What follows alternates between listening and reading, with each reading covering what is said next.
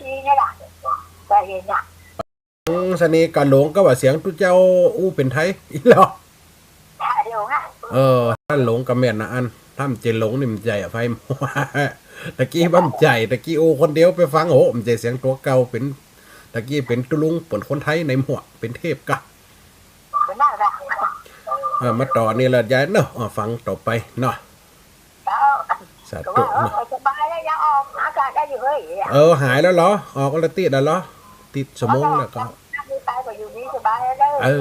น่ะถึงว่ามันสม bà con thôi nhưng mà nè สาธุสาธุ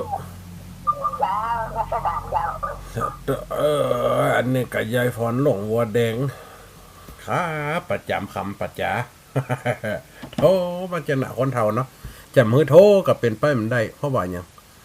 แรงศรัทธาหรือว่าแรงความเคารพครูบาอาจารย์เอามาฟังเนี่ยมันจะคนเดียวนะมันจะอันตีตนเดียวนะยายฟอนโทนะกูโตนกูโอ้เราขอเอาครูพิวัตร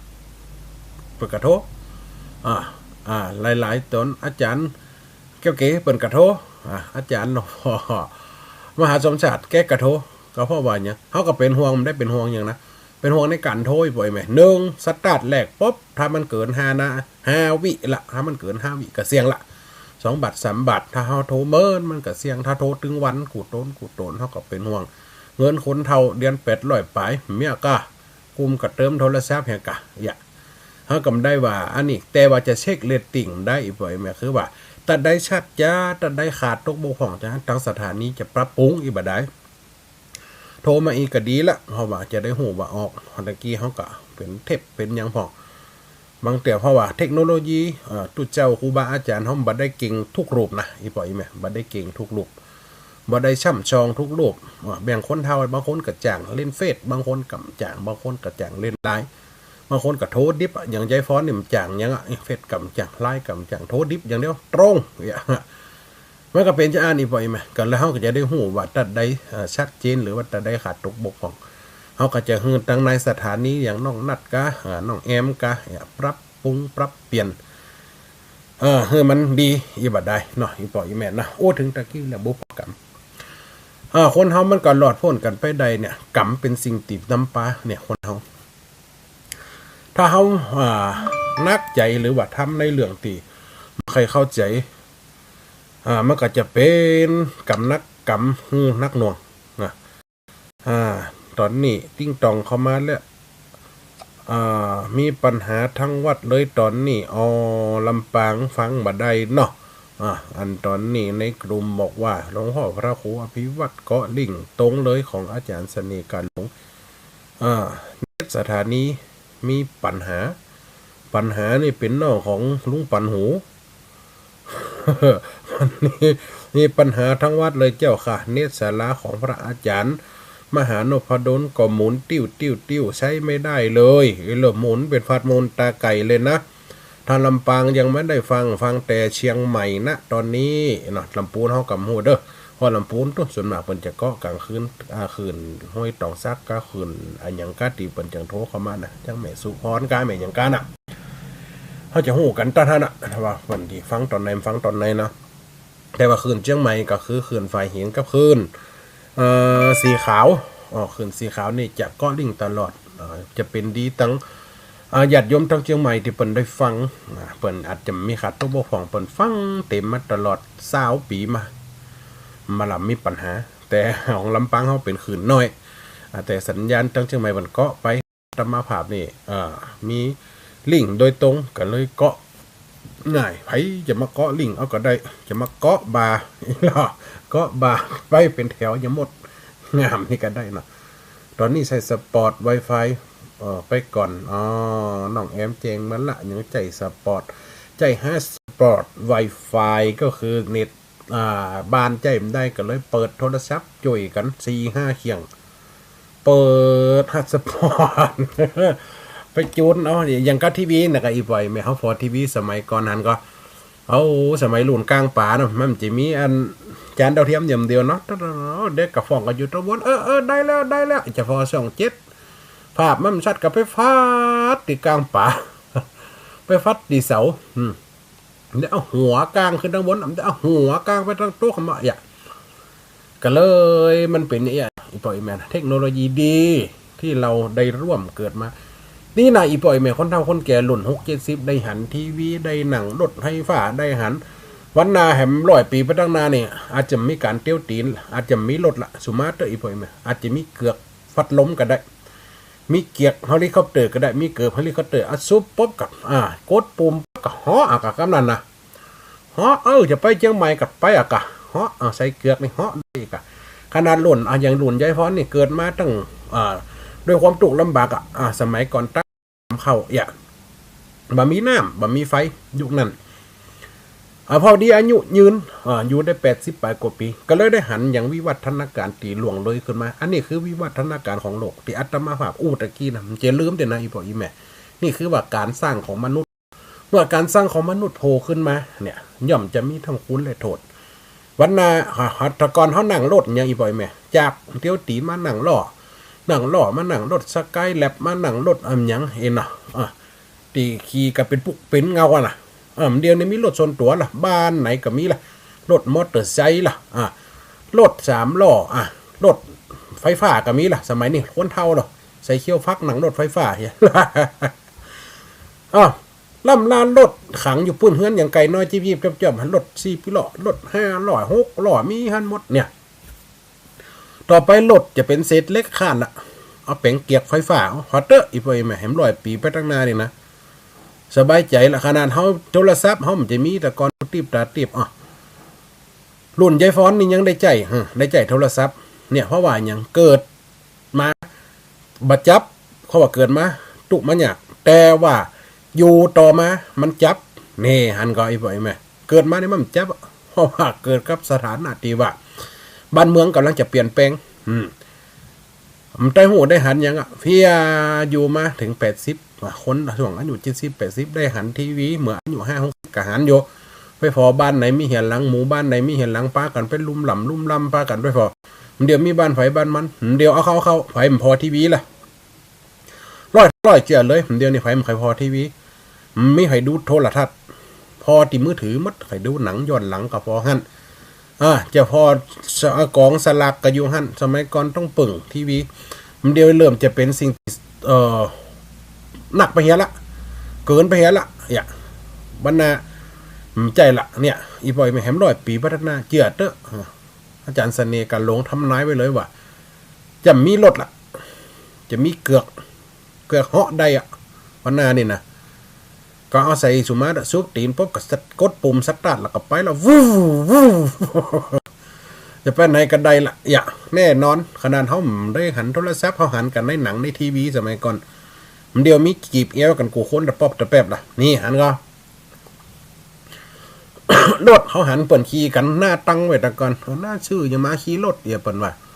หมาคนรวยหรอคนเดียวได้หนังมดคนจะฮื้อก็ได้หนังนี่ข้ามเชียงใหม่มาลำปางกะกำเดี๋ยวชั่วโมงไปต่ออันสมัยก่อนเตี้ยวตีนล่ะ2 วัน3 วันโอ้นอนพักเป็นโมงพอมีปางมีหยังอย่างปางให้กะปางตุ่มกะอย่างเพราะว่าเปิ่นมาพักมันหยังเป็นปางอยู่หั่นจะไปซื้อกาดซื้อเกลือซื้อพริกซื้อหยังในกวาดในลีก็ไปพักไว้เป็นเดือนเป็นวันเดือนตามเป็น4-5 วันอันนี้คือการวิวัฒนาการนี่ปล่อยไหมแต่กรรมอู้ถึงเรื่องกรรมเปิ่นมีของเปิ่นกรรมก็มีการวิวัฒนาการกรรมมันจะว่าวิวัฒนาการนะอย่างอีปออีเมติอัตมาภาพว่าไปตะกี้เบื้องต้นรถเข็นโกนลงมาใส่รถไฟตายกันเป็นปุกเป็นเงาตายกดแต่กองอย่าโคไรน้องเดิน8 เดิน9ตายเป็น100 โลเจ็บแถมล้อหาดแถมล้อจะเป็นพิการแถมล้อสักเท่าใดกรรมมันกะวิวัฒนาการของมันหันก็อีพออีแม่สมัยก่อนยังไม่นีบหัวตกเฮือนอันนี้คืออุบัติเหตุที่ว่ามันเกิดเฉพาะบุคคลมันจะตายกันเป็นหมู่เฮียนลม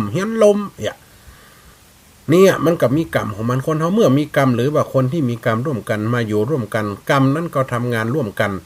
เมื่อกรรมทำงานร่วมกันทุกอย่างก็เป็นไปด้วยกันดูพระอาจารย์กับไปอู้เฮย้ายงงกาพระอาจารย์ก็จะไปอู้เฮย้ายเข้าใจยากลำยังมารวมกันของกันไปด้วยกันอันยังก็เป็นกันกับเป็นกันนะก็ไอ้บ่อยแม่ อันยังก็เป็นกันหมดเพราะว่ากันเป็นกันอู้กันเป็นกันทำกันเป็นกันเนี่ยกันเป็นกันเนี่ยเอากันเป็นกันเนี่ยมันก็ยังมันก็สามัคคีเหมือนกันเมื่อกรรมมันสามัคคีกันล่ะมันก็มีแห่งผลักดันของมันอีปล่อยไหมฮันก็มีแห่งผลักดันของมันโย่รถเคียนใส่รถไฟตายนี่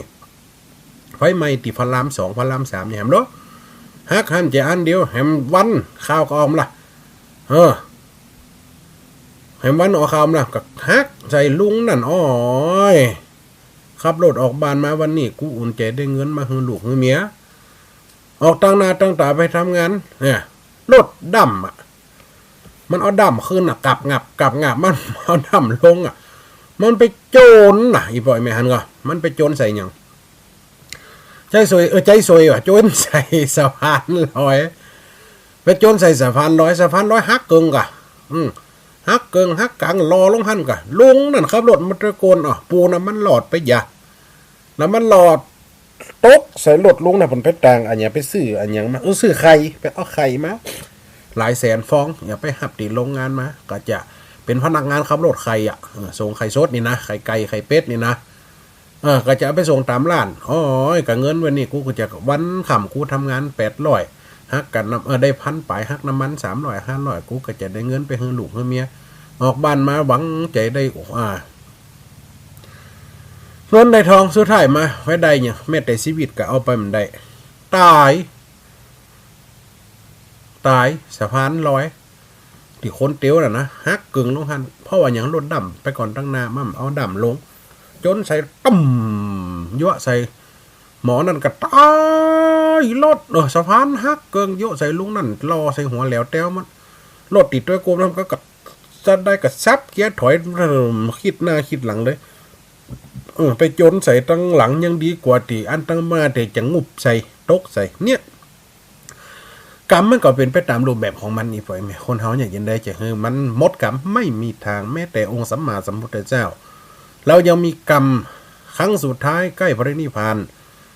เป็นนอนปื้นต้นลังกูเหรอหันก็เปิ้นว่าในกรรมเมืองเฮาเปิ้นของพระเจ้าเรียบโลกจากหนึ่งพระพุทธเจ้าไปได้ปิ่งมาจังปิ่งก็เอาเล็กจดหัวจดหางมันตื่นมันเหนียวอย่างหนังยืดเดียวเหนียวอย่างหนังว่องเหนียวอย่างอันหนังโกงนี่เอาตากแดดไว้กะนี่เล็กเนี่ยเป็นเหมือนต้นลังกูเนี่ยพระพุทธเจ้าตายพุ่นเก้าไม่ลังก็เพราะว่ากรรมได้ขึงปิงตัวนั่นมันก็ย่อมมีกรรมพระโมคคัลลานะรู้เป็นแม้กระทั่งพระอรหันต์มันสามารถจะฆ่าจะบุบจะแกงได้มันสามารถจะไผทำร้ายได้เพราะเป็นเป็นอัครสาวกข้างเบื้องซ้ายมีอิทธิฤทธิ์ที่สุดท้ายการรับตาตึกการหันตัวเก่าว่าในอดีตแต่จัดกูนี่ลูเอาป่อเอาแม่ติดตาบอดเอาไปขวางไว้ป่าปลอมเสียงเป็น โจรผู้ร้ายจะมาบุบจะมาฆ่าจะมาฟันยุดนี่คือการปล้นมีสมบัติของมีค่าทั้งหลายมีที่ไหนเอาออกมาให้หมดถ้ามจะอ่านแล้วก็จะบุบจะฆ่าจะแกงไว้หน้าอย่าเอาพระโมคคัลลานะปลอมในอดีตชาตินะปลอมมาจะแค่จะทำลายปอกกับแม่แค่ปลอมจะมาทำลายนะเพราะว่าอย่างเมียของตัวเก่าน่ะสนสอว่าไอ้เฮ้ยถ้าจะอีลำให้ลำเหลือข้ามอยู่ตัวแล้วเนี่ยปอกกัดตาบอดแม่กัดตาบอดถึงวันเนี่ยเด็กกับแม่ขี้เด็กกับปอกขี้ข้านิ่มเจอันมาเป็นลูกไปเป็นลูกไปลูกยิงที่จะมาเที่ยวขี้คนนั้นปอดเท่าแม่เท่านะมาอยู่เพื่อสืบแทนตระกูลนะมีลูกมีบุตรเฮือนะจะอีนี่ข้ามอยู่ตัวเด้อถ้าวันผูกอีข้าก็จะหนีวันหื้อข้าก็จะหนีอยู่ตัวละหัวจากที่หักบ่หักแม่เถิดทุนขนาดนั้นโมคคัลลานะในอดีตจัดเถิดทุนเมียที่สุดแต่เพราะว่าอย่างกรรมของแม่ยิงว่าจะอันจะหนีละสุดท้ายมากกับกลัวนั่นกลัวเมียหนีละก็เลยเอาป่อแม่ไปขวางตีปลาเมื่อป่อแม่ได้ยินขู่คำรามแต่อันว่าจะบุบจะฆ่าจะแกงป่อก็แหม่มได้ห่วงชีวิตตัวเก่าแล้วว่าโอ้ยลูกเฮ้ยไปก่อนเนี่ยลูกจุงไปจากที่นี่ลูกอย่าอยู่นี่เลย เมื่อได้ยินเสียงของบิดามารดาได้ประกาศเป่าประกาศแล้วให้ลูกถอยออกจากตรงนี้ที่นี่มีโจรลายซุกชุมเฮ้ยลูกไปเตอะป่อกับแม่เท่าละแต่แกแล้วอยู่ไปแฮมกี่ปีคงจะตายแม่จะตายในวันนี้ขอให้มีชีวิตของลูกยืดต่อไปยิงยาวต่อไปแม่พ่อในย้อมตายจะให้เขาบุ๊บทั้งนี้กระดูกจนเป็นเผาเท่าถงทุลีป่อแม่กระตึงย้อมเนี่ยได้ยินจะอ่านปุ๊บโมกขลันนะในอดีตจัดที่ปลอมเสียงมัดนามัดตามาตีจะมาทำลายป่อทำลายแม่ค้อนดูดมือขันลงกงกลางทันทีทันใดทำลงเลยเนี่ยป่อกับแม่แต่เท่าแก่ชรามันสามารถจะตัดใจจากลูกจากเต่าได้ฮักที่สุดหัวใจแม่จะตายเนี่ยบัดนี้ก็ยังห่วงลูกอยู่เนี่ยมันได้เศษกรรมต่ออันได้บ่อยไหมเพราะโมคลันน่ะโดนไผ โดนโมเดลละถีโมคนไล่โมคนชั่วโมคนบดีนี่โมคนบดีที่ต้องการเฮือศาสนาบตีบัจจัยศาสนาพุทธหลงเรื่องถ้าจะเฮือหลงเรื่องต้องกำจัดโมคลันน่ะก็เลยบ๊บกับ500 คนน่ะขึ้นตูมางักเงกบุ๊บพอโมคลันน่ะกล้าตัวมาบุ๊บเนี่ยเป็น100 ครั้งนะมันตายมันถูกเพราะโมคลันผลมีอิทธิฤทธิ์โลบินได้ซานได้เหาะเหินเดินอากาศได้ก็เลยรับตาพระบาทนาบอกโอ้มันเป็นอะไรอย่างล่ำเหลือกูเนี่ยมาหนได้กับมีคนจะมาประทุษร้ายจะมีคนมาทำร้ายเพราะเหตุอะไรอย่างของกูขอรับตาเกอฟอกับเตอะอย่างกันนั่นกันรับตาเป็นว่ากรรมที่ว่าตะกี้นะโอ้เอาป่อเอาแม่ไปขวางในแฝะในป่าในห้วยในเขาเพื่อจากการทำลายจะบุบจะฆ่าจะแกงจะตีนี่จะบุบจะฆ่าอ๋อเป็นดังอันก็เลยย้อมหัวบุบอ่ะโมโจร500ก็เข้ามาแหมหลอกก็นั่นบุบกะเอาตุ๊บจนหลังกายแหลกเหลวตายแล้วบ่ก็นั่นหนีไปหับไปหับเป็นห้องว่ากาจ้างจากสำนักอื่นทีมเจศาสนาพุทธพระโมคคัลลานะก็เลยใจอิทธิฤทธิ์ประสานกายแถมข้างหนึ่งรวบรวมจากกระดูกตีแล้วมัดอยู่อย่างกับผลบุบตองซักแห้งอย่างผลบุบอันใบซักแล้วมัด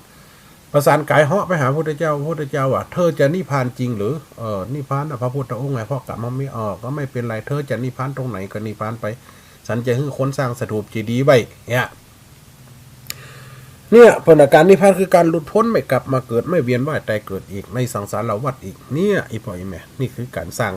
สมซึ่งบุญบารมีสร้างสมซึ่งการเป็นการต้านสร้างสมซึ่งความงามคุณงามความดีเขาสร้างไว้เตอะเมื่อบุญบารมีสิ่งนี้ก็ย่อมจะปอกป่าปันหลังเพื่อเขาได้อยู่ปราศจากกรรมคนเขาจะตัดกรรมตัวเก่าได้ก็มีจะสำนักในอาจารย์ที่เก่งๆในแม่เตสนีการหลงมีสำนัก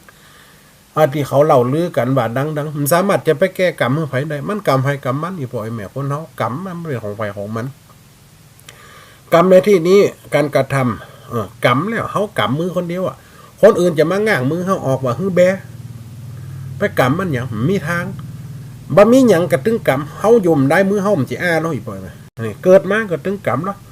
ให้ประกาศสื่อความกรรมมาเลยเอาแวโลกนี่ของกูโลกนี่ของกูพดออกตองแม่มากรรมตัวนี้ถึงนั่นไปลิดร้อนไปลิดร้อนหรือการติดกระทำติดตามกรรมมือไว้ก็เลยเป็นกรรมจะกินข้าวเฮากับกรรมปั้นใส่ปากกรรมหมดนี่สุมาตรจะล่างก้นล่างก้อยกับกรรมเนาะกรรมขันน้ำล่างก้นล่างก้อยถ้าห้อมกรรมมีอย่างจะมาเป็นตัวกำหนดได้แบมือได้ต้องกรรมไว้คนเฮาเหมือนมีตัวกรรมเป็นตัวแปร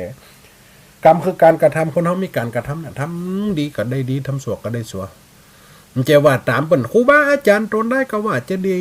พระอาจารย์ทำดีได้ดีทำชั่วได้ชั่วไอ้หมอตีว่าเปิ้นทำมาหากินติ่มสุดจริตเปิ้นยังรวยลูกยังมีบ้านมีรถโลเป็นดีมีห่างเนาะลูกเต้าเราหลานเขาเนาะซื้อกันมาเป็น2-3 เจน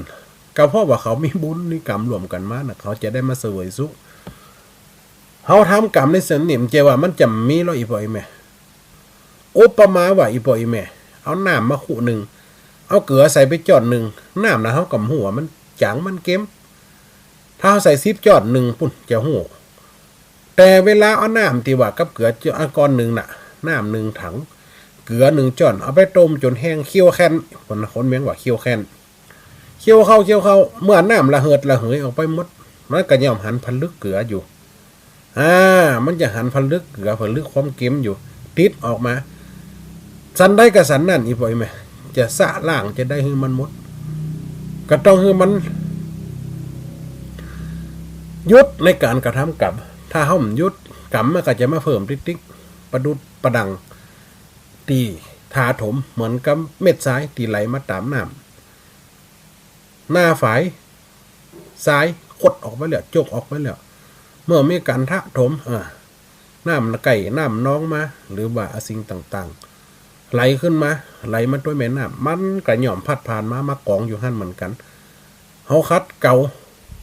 ยุดติ่มให้มันแห้งก็คือตัดสายกรรมตัดสายน้ำเลี้ยงแห่งกรรมยุดมันสร้างต่อหำกินต้านรักษาศีลเป็นตัวกำหนดไปมันจะเอามาลบล้างในบ่อยไหมไม่มีการลบล้างทุกอย่างไม่มีการลบล้างมันก็เป็นไปตามสภาพของมันคนเฮามันก็เป็นไปอย่างอันกรรมภัยกรรมมันเปิ้นว่ากรรมเนี่ยมันเป็นของที่จะติดตามไปอันนี้โอ้ถึงเรื่อง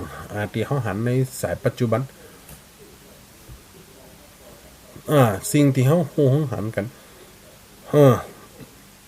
กรรมเป็นตัวแปรกรรมเป็นตัวสำคัญคนเฮาเนี่ยกุศลาอกุศลากุศลาธรรมาอกุศลาธรรมาอภัยกตาธรรมาทุกขายเวทนายสัมปยุตตาธรรมาทุกขายเวทนายสัมปยุตตาธรรมา อันนี้เรียกว่ากรรมนี่พ่อแม่มันกุศลาหมายถึงกรรมหรอสุขะก็คือสุขทุกขะก็คือทุกขะทุกโขกทุกในโลกสงสารทุกอันอย่างน้ำเหลือทุกอันอย่างล่ำเหลือคนเฮาเกิดมาทุกหรอเกิดมาต่ำทุกกำกึดบอกไก่เปลืองไฟคนใดตันใจแห่งข้านี่ความทุกข์ทั้งหลายมีไฟเป็นตาความทุกข์ทั้งหลายนี่มากมายเป็นตามันไหลเข้ามาบ่อนอย่างทุกกินวะทุกอย่างวะทุกเตียวทุกล่างนั่นไข่หมูมาซอๆจ่อยๆครับมาผลปอกข้ามาขายอย่างพอเด้อนั่นเหรอจังจ่อยจังซอเปิดมาขายอย่างหัวหันนะ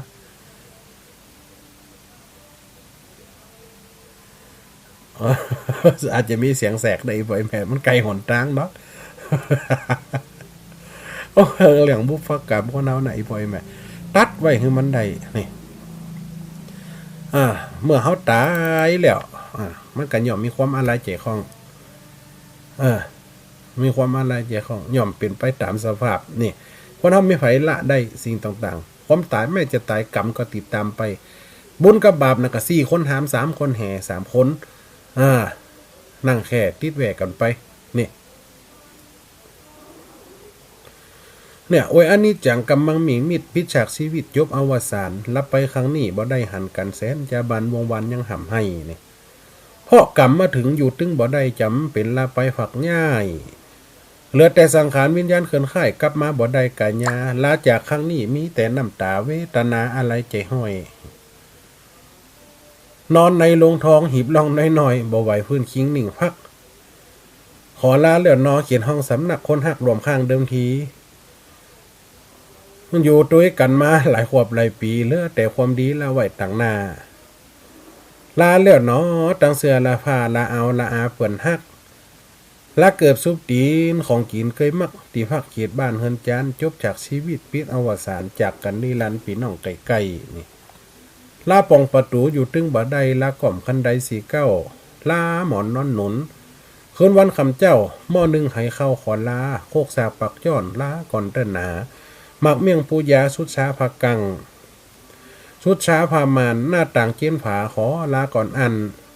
เคยตึกตึงวันหนังเมื่อข อลาไปต่ออีกก่อนเตอะลาถึงสลากกันอยู่สบู่แป้งหอมแว่นตาก้องหูลาแผวแชมพูก็น้ำก๊อกแก้วลากำอุดจ๋าปากว่าเจียวเจียวลาหมาลาแมวเลี้ยงไว้ลาตังของกินลาตังของใจลาหน่องลาอายใจยิงลาของปลูกพ่อมจะไข่ขาขิงลาฮอนดาอิงลารถถีบเท่ารถเครื่องรถยนต์เคยครับเอาเข้าลาบ่อนได้เอาทิ้งไว้หันก็ลาแล้วลาจริงลาขังสุดท้ายสังขารหม่อนได้จบลงลาจากกันแล้วเหลือแต่เต้าผงก้องถึงนงเพลงมอนสงค่าเหลือหูใบเดียวไว้ดูเต้นดาโบกมือลาจากนี่ถึงเขาจะมีหูห้อยฝาลูกเขายังไวอยู่หลานมันติเคยหันเคยหลวมอยู่ด้วยเขามันก็ไวอยู่เลนมันกับหูจักละลิดซ้ำหายหลอดซ้ำหายโอ้เอามาห้อยทำไมนี่รุ่นเก่ารุ่นเด้อละตายไปเมินละเอาไปขวางไปทิ้งไงเขาก็ลำหูจักเนี่ยคนเฮาอีกบ่อยไหมกรรมมันกับเวียนวัดพัฒจักของมันไปมีให้สามารถจะอันนี้ไปได้นะมันก็เป็นไปสังสารวัฏอย่าหดเด้อหอนมาแข่งเขาอ้วนนะ คนเฮาก็เป็นจะอีบ่อยแม่เป็นไปตามสภาพทีเนี้ยจังใดมันคืออยู่คงทนใดก็คือบุญอานิสงส์แห่งการทำบุญการทานการกินการทานกันไหวอีป่อยอีแม่คนเฒ่าคนแก่ที่ได้ฟังธรรมะบรรยายวันนี้เนาะเวลามันน้อยเพราะว่าตะกี้จะได้เข้ามันก็เป็น20กว่านาทีแล้ววันนี้ก็เลยยิบเอาสิ่งต่างๆมาโอ้ให้อีป่อยอีแม่ฟังมาโอ้ให้อีป่อยอีแม่ฟังให้อีป่อยอีแม่เข้าใจในสิ่งธรรมะในสิ่งที่ความเป็นไประหว่างที่เขาได้หูได้หันเสียงเขาได้หูได้หันหรือความจำเป็นทางชีวิตเขาก็ต้องปฏิบัติตามศีลตามธรรมอยู่ไปตามน้ำทำไปตามตัวน้ำเพียงหื้อกับดอกบัวเพียงอันจะไปหื้อมันนักหนากว่านั้นจะไปหื้อมันนักหนากว่านั้นหื้อทำเป็นไปตามสภาพนี่แผ่เมตตาไปทำบุญไปแผ่เมตตาไปทำบุญไปสิ่งไหนที่มันดีสิ่งไหนที่มันบ่ผิดศีลธรรมสิ่งไหนที่มันน้อมน้ำจิตใจเฮากระทำกันไปอีปล่อยแม่ทำกันไปอยู่กันไปจะไปละแผ่เมตตาของตัวเองนักหาตัวเองให้นักแผ่เมตตาให้ตัวเก่านักสัตว์สรรพสัตว์หรือว่าสิ่งต่างๆนี่กะเขาก็มีบุญของเขาไปเขาก็มีบุญมีกรรมของเขาไปเขาจะแพ้ให้เขาอาจจำฮับกันได้นี่เขาก็แพ้เมตตาของตัวเก่านักแพ้จะได้